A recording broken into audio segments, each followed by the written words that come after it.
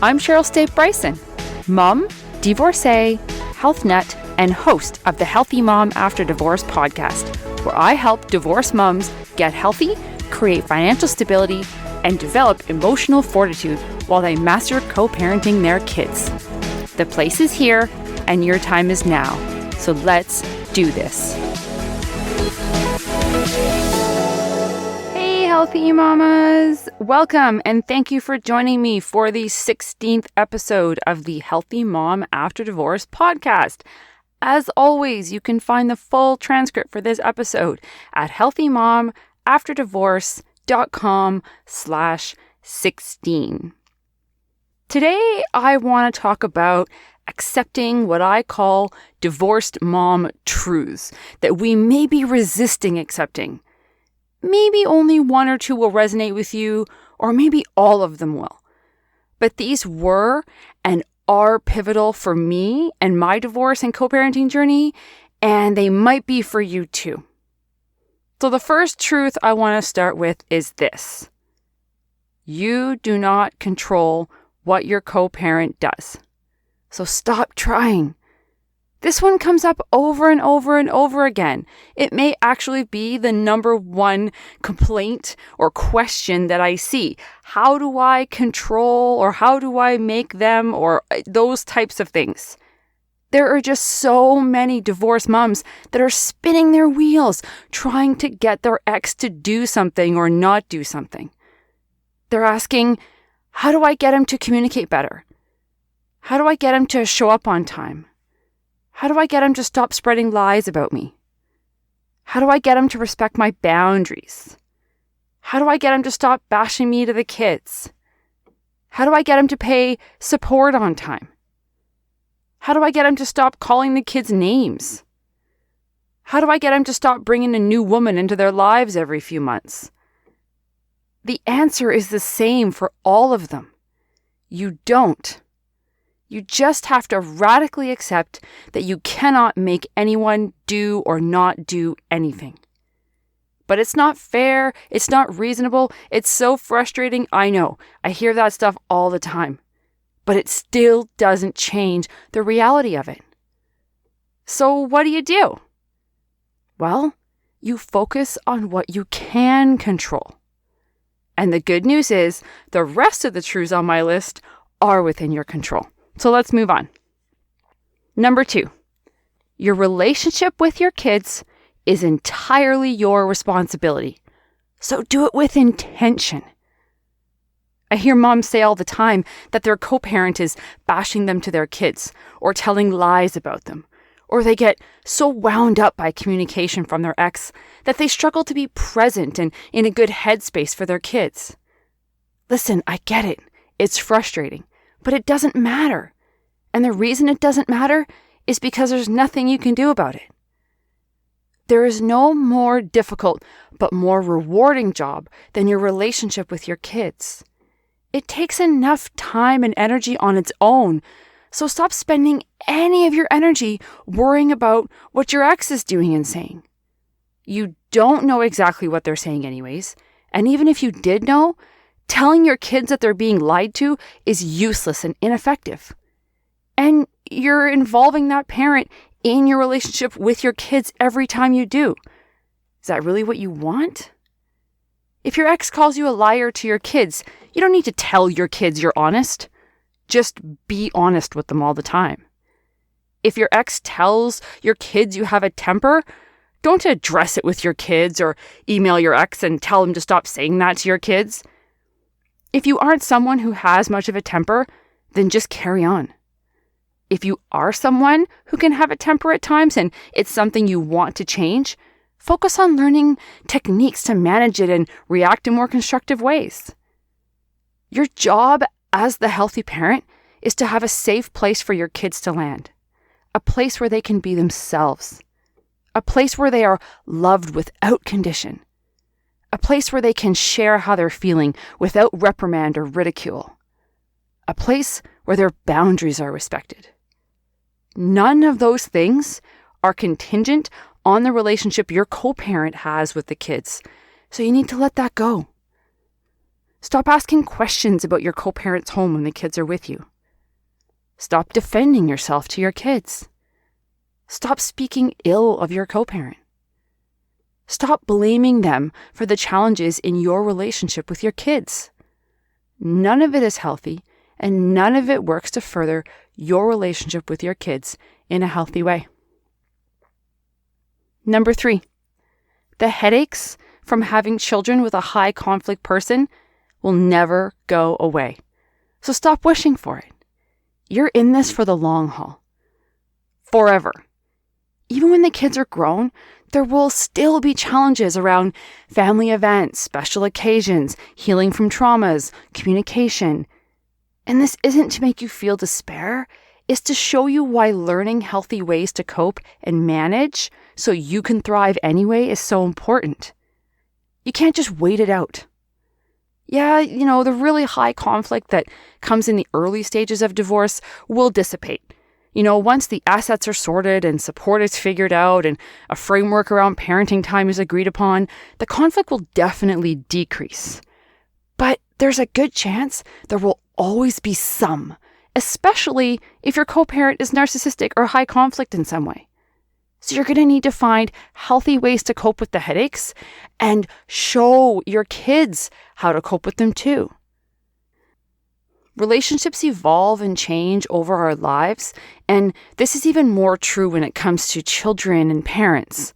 Kids grow up and become adults, they move away, they have romantic relationships of their own, but you'll always be their mother, and their father will always be their father. So wishing for anything else is a waste of time, energy, and frankly is not good for your sanity. Number 4, you do not have it better or worse than anyone else. It's just different. So stop comparing.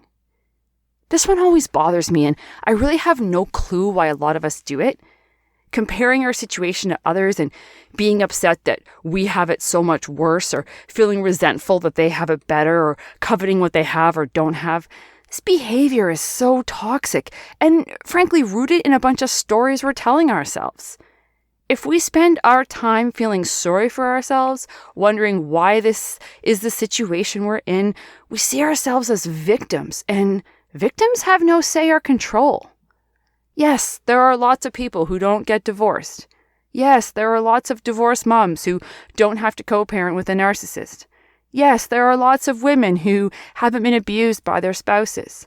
Yes, there are lots of kids who don't have to go back and forth between 2 homes. But there are lots that do. Everyone has a different battle, not better or worse, just different. And these toxic thoughts that we have bring about feeling sorry for ourselves, coveting and resenting others for what they have because you have it worse than them, or maybe feeling superior to others because you have it better than them. These are not good thoughts to have and truly serve no purpose. Our time and energy are limited resources. So let's not, spend them in these ways. Let's spend them wisely and in ways that serve us and raise healthy kids. And the last one on the list is one that I am very passionate about, and one that I will never stop preaching. Number 5. Looking after your health is a non-negotiable. So stop neglecting it. Now, this one is one that a lot of us divorced moms take a long time to accept. But you need to look after yourself. I find that it's so natural for mothers to put their needs at the bottom of the priority list. And if they get divorced and now see the kids less or have a bunch of shame around their divorce, they pretty much cement themselves into this bottom position. Why is that? Why do we not prioritize ourselves and our health? Is it that you don't have the time? Is it that you don't think it's important? Is it that you don't think you deserve it? Is it that you don't think it'll actually help anything? It's probably a bit of all these things, and probably some others I haven't thought of. But it makes no sense to me. Just as a flower will eventually bloom in old dirt with the bare minimum of water and only an hour of sun per day, we too will find a way to get it done with not enough food, 5 hours of sleep, and coffee as our fuel. But what if that flower was rooted in fertilized soil instead of old dirt? What if it had an abundance of water instead of the minimum required? What if its dead leaves were pruned on a regular basis? What if it had hours of sunlight every day? It would bloom faster and would last longer once it did. Its color would be brighter and its stems stronger. Its roots would run deeper, and as a result, it would be able to withstand windier days and colder months. That flower would be all around healthier, more resilient, and more beautiful. It would also show anyone who sees it just how beneficial looking after it really is. Looking after yourself has the same effect. Eating enough healthy food throughout the day, going for regular walks, taking time to decompress, going to the spa, meditating, exercising on a regular basis, getting at least 7 hours of sleep every night, you get the idea. These are all the things that will make you all around healthier, more resilient, and more beautiful inside and out, just like that flower. And it sets you up with a strong base so you're able to withstand the storms and the stress that you probably face daily in your divorced co-parenting life. And your kids, the ones that look up to you and want to be just like you, get to see how beneficial these things are. You can tell your kids until you're blue in the face to eat more veggies, to avoid fast food, to put down the device and go for a walk, to get to bed at a reasonable time. But unless you're also doing these things, it's a do as I say and not as I do thing, and I think we all know how well that works. This episode was probably a lot to absorb, I know, and it might be worth going back and listening again or reading the transcript on my website. I truly believe that if we can learn to accept these things, we will be on the path to be healthy moms who raise happy, healthy kids despite the other nonsense in their lives. And I don't use the word nonsense to minimize what happens to them and to you. It can be so difficult and traumatizing for all involved, but there are ways to move past it and thrive, I promise. And starting with accepting these 5 things is a great place to begin. Here's a recap. Number 1, you do not control what your co-parent does.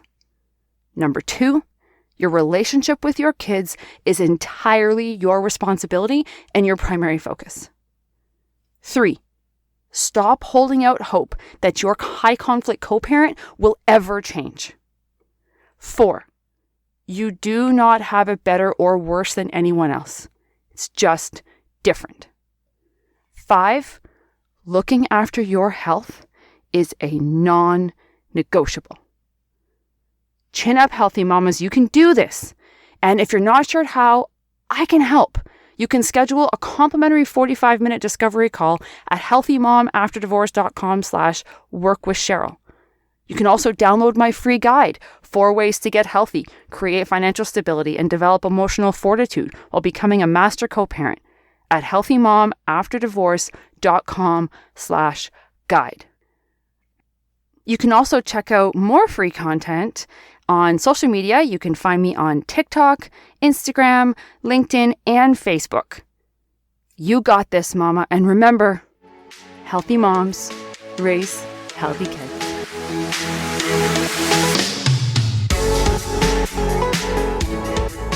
Thank you so much for listening.